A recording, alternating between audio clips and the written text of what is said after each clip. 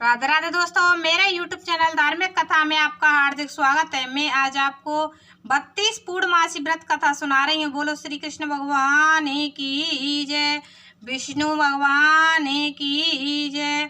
द्वापर युग में एक समय की बात है कि यशोदा जी ने कृष्ण से कहा, हे कृष्ण, तुम सारे संसार के उत्पन्न करता, पोषण तथा उसके संहार करता हो। आज कोई ऐसा व्रत मुझसे कहो जिसके करने से मृत्युलोक में स्त्रियों को विधवा होने का भय न रहे तथा यह व्रत सभी मनुष्यों की मनोकामना पूर्ण करने वाला हो।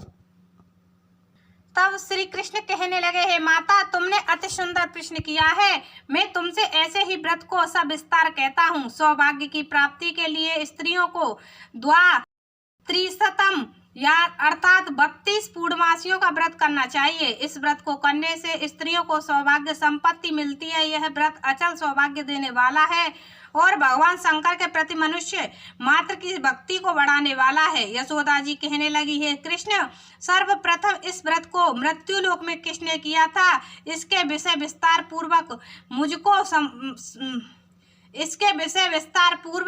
मुझसे कहो। श्री कृष्ण जी कहने लगे कि इस भूमंडल पर एक अत्यंत प्रसिद्ध राजा चंद्रहास से पालित अनेक प्रकार के रत्नों से परिपूर्ण कार्तिक नाम की एक नगरी थी। वहां धनेश्वर नाम का एक ब्राह्मण था और उसकी स्त्री अति सुशील रूपवती स्त्री थी। दोनों ही उस नगरी में बड़े प्रेम के साथ निवास करते थे। घर में धन धान्य आदि की कोई कमी नहीं थी। उनको एक बड़ा दुख था, उनके यहाँ कोई संतान नहीं थी। इस दुख से वे अत्यंत दुखी रहा करते थे। एक समय एक योगी नगरी में आया था। वह योगी उस ब्राह्मण के घर को छोड़ करके सभी के घर से भिक्षा लाकर भोजन किया करता था। रूपवती से वह भिक्षा नहीं लेता था। उस योग ने रूपवती से भिक्षा लेकर और अन्य दूसरे घर से भिक्षा लेकर के भिक्षा के अन्य को गंगा के किनारे जाकर के बड़े प्रेम से खा रहा था। तब ही धनेश्वर ने योगी को ऐसा करते हुए देख लिया था। अपनी भिक्षा के अनादर से दुखी होकर के धनेश्वर योगी से कहता है कि अरे महात्माओं, हे महात्मन, आप सभी घरों से भिक्षा लेते हैं लेकिन मेरे घर की भिक्षा कभी नहीं लेते, इसका कारण क्या है? तब योगी ने कहा कि निसंतान के घर से भिक्षा पतितों के अन्न के समान हो जाती है और जो पतितों का अन्न खाता है वह भी पतित यानी पापी हो जाता है। क्योंकि तुम निसंतान हो, तुम्हारे यहाँ कोई संतान नहीं है, अतः पतित हो जाने के भय से तुम्हारे घर की भिक्षा नहीं लेता हूँ। धनेश्वर यह बात सुन करके अपने मन में बड़ा दुखी हुआ और हाथ जोड़ करके योगी के पैरों पर गिर पड़ा तथा आतुर भाव से कहने लगा, हे महाराज, ऐसा है तो आप मुझे कोई पुत्र प्राप्ति का उपाय बताइए। आप सब कुछ जानने वाले हैं, आप मुझ पर अवश्य कृपा करें। धन की मेरे यहाँ कोई कमी नहीं है, लेकिन पुत्र यानी संतान न होने के कारण बहुत दुखी हो गया हूँ। मेरे इस दुख का हरण कर लीजिए, आप सामर्थ्यवान हैं। तब योगी जी ने यह सुनकर कहने लगी कि हे ब्राह्मण, तुम चंडी देवी की आराधना करो। तब ब्राह्मण घर आकर अपनी पत्नी को पूरी वृतांत कहकर स्वयं वन में चला गया। वहां पर उसने चंडी की उपासना की और उपवास भी किया। चंडी ने 16वें दिन उसको स्वप्न में दर्शन दिया और कहा, हे धनेश्वर, जा तेरे यहाँ पुत्र होगा, लेकिन उसकी 16 वर्ष की आयु में मृत्यु हो जाएगी। यदि तुम दोनों ही स्त्री पुरुष 32 पूर्णमासियों का व्रत श्रद्धा पूर्वक और विधि पूर्वक करेंगे तो वह दीर्घायु हो जाएगा। जितनी तुम्हारी सामर्थ्य हो उतने आटे के दिए बनाकर शिवजी का पूजन करना, लेकिन पूर्णमासी को 32 हो जाने चाहिए। और प्रातःकाल इस स्थान के समीप एक आम का वृक्ष दिखाई देगा, तुम उस पर चढ़कर फल तोड़कर शीघ्र अपने घर चले जाना और अपनी स्त्री को सारा वृतांत बताना। और ऋतु स्नान करने के बाद वह स्वच्छ होकर के और शंकर जी का ध्यान करके फल को खा लेगी। तब भगवान शंकर की कृपा से गर्भ ठहर जाएगा। जब ब्राह्मण प्रातःकाल उठा तो उसने उस स्थान के पास एक आम का वृक्ष देखा जिस पर बहुत सुंदर आम का फल लग रहा था। तब उस ब्राह्मण ने आम के पेड़ पर चढ़कर फल को तोड़ने का प्रयत्न किया और असफल रहा। तब उसने भगवान गणेश की वंदना करने लगा। इस प्रकार भगवान गणेश जी की प्रार्थना करने पर उनकी कृपा से धनेश्वर ने आम का फल तोड़ लिया और अपनी स्त्री को लाकर दे दिया। धनेश्वर की स्त्री कहने लगी, स्त्री कहे अनुसार फल को खा लिया और वह गर्भवती हो गई। देवी जी की असीम कृपा से एक पुत्र की प्राप्ति हुई थी उन्होंने उसका नाम देवीदास रखा। बालक अपने पिता के घर में बढ़ने लगा। भवानी कृपा से वह बालक बढ़ने में बहुत ही होशियार था। दुर्गा जी के आज्ञा अनुसार उसकी माता ने 32 पूर्णमासी व्रत रखना शुरू कर दिया था, जिससे बालक दीर्घायु वाला हो जाए। 16वां साल लगते ही देवीदास के पिता को बहुत ही चिंता हो गई थी, कहीं उनके पुत्र की मृत्यु इस साल नहीं हो जाए। इसीलिए उन्होंने मन में विचार किया कि यह दुर्घटना उनके सामने हो गई तो वे कैसे सहन कर पाएंगे।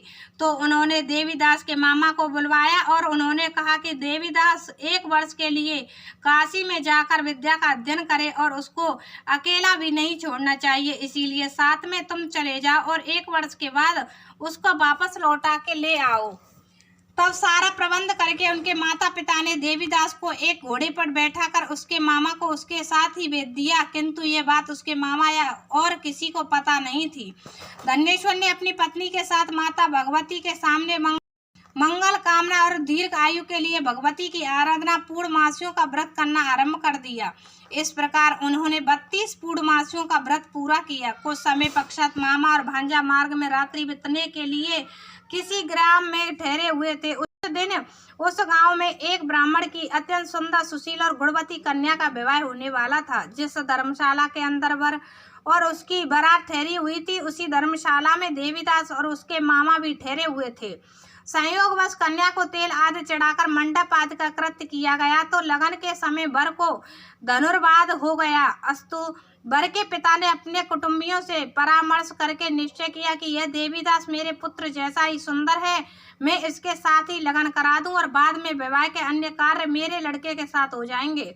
ऐसा सोचकर देवीदास के मामा से जाकर बोला कि तुम थोड़ी देर के लिए अपने भांजे को हमें दे दो, जिससे विवाह के लगन का सब कृत्य सुचारू रूप से हो सके। तब उसका मामा कहने लगा कि जो कुछ भी मधु पर्क आदि कन्यादान के समय वर को मिले वह सब हमें दे दिया जाए तो मेरा भांजा इस बारात का दूल्हा बन जाएगा।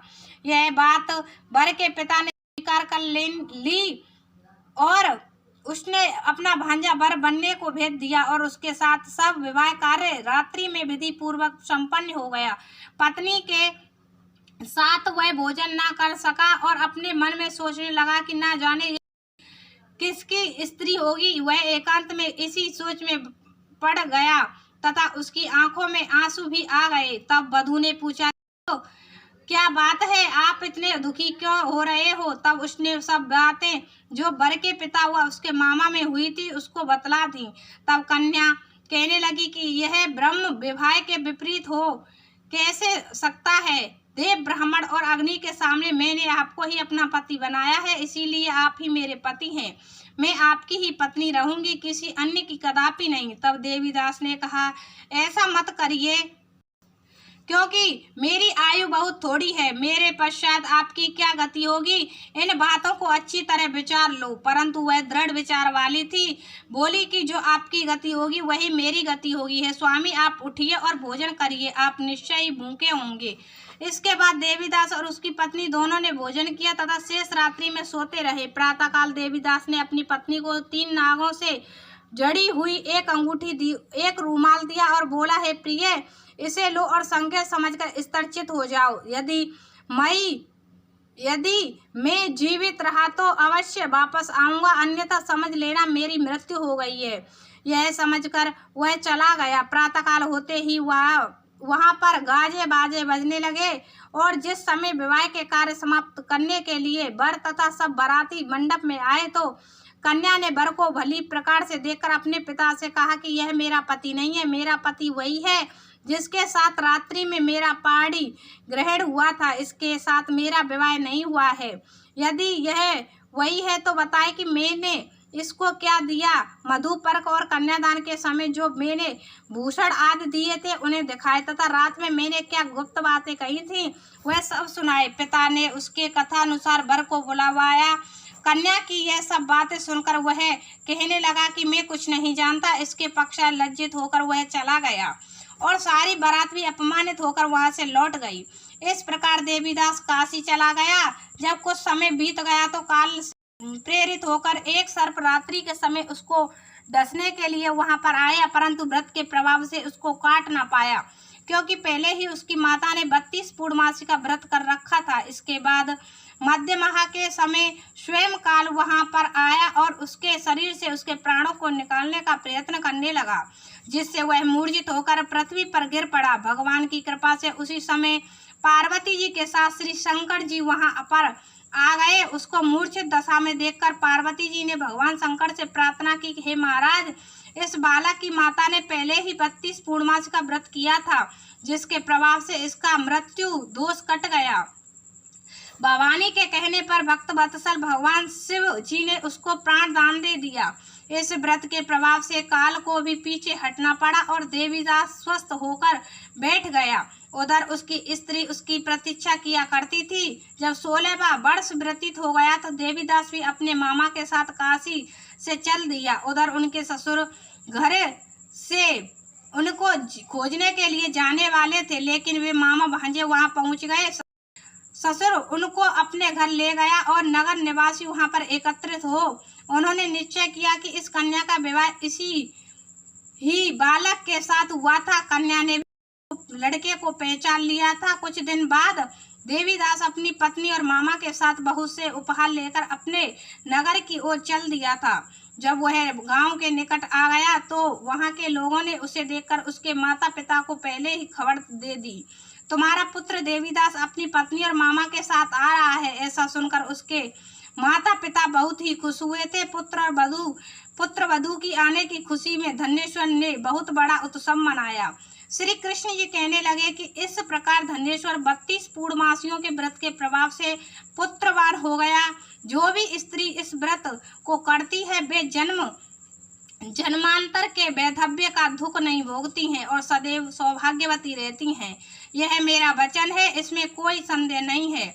यह व्रत पुत्र पौत्रों को देने वाला तथा संपूर्ण मनोकामना को पूर्ण करने वाला है। 32 पूर्णमासियों के व्रत करने से व्रती की सब इच्छाएं भगवान शिव जी की कृपा से पूर्ण हो जाती हैं। तो ये 32 पूर्णमासी व्रत कथा हुई समाप्त। बोलो श्री कृष्ण भगवान की जय।